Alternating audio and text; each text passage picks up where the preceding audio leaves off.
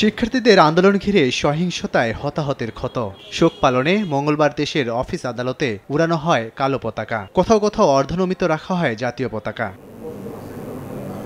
খুলনা, বরিশাল, রাজশাহী সহ দেশের সব সরকারি কার্যালয়ের কর্মকর্তা কর্মচারীরা কালো ব্যাজ ধারণ করেন। শোককে শক্তি করে দেশকে এগিয়ে নেয়ার প্রত্যয় তাদের। সম্প্রতি ঘটে যাওয়া হতাহতের ঘটনায় যারা নিহত হয়েছেন তাদের আত্মার শান্তি কামনা করি।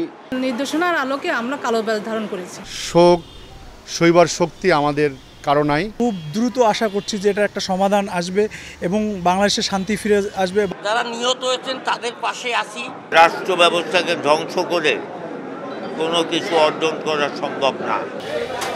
এদিকে শেরপুর, চট্টগ্রাম, ব্রাহ্মণবাড়িয়া সহ জেলায় জেলায় শোক র্যালি সহ নানা কর্মসূচি পালন করেন আওয়ামী লীগ নেতাকর্মীরা। ছাত্র আন্দোলনকে ঢাল বানিয়ে নাশকতাকারীরা যেন আর জানমালের কোনো ক্ষতি করতে না পারে সে বিষয়ে সবাইকে সতর্ক থাকার আহ্বান জানান।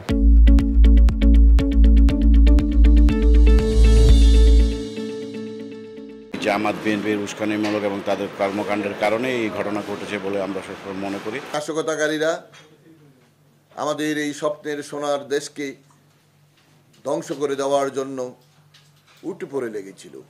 চাই যে এদেশ থেকে সাম্প্রদায়িক জড় একেবারে নির্মূল করে দিয়ে উগ্র রাজনীতি, জঙ্গি রাজনীতি, এই রাজনীতির নিষিদ্ধ করা হোক। সম্পদের ক্ষতি হয়েছে, আর যাতে সম্পদের ক্ষতি কেউ করতে না পারে সেই বিষয়ে আমরা রুখে দাঁড়ানোর জন্য সমবেত হয়েছি। এছাড়া নিহতদের আত্মার মাগফিরাত কামনা করে হয়েছে বিশেষ প্রার্থনা।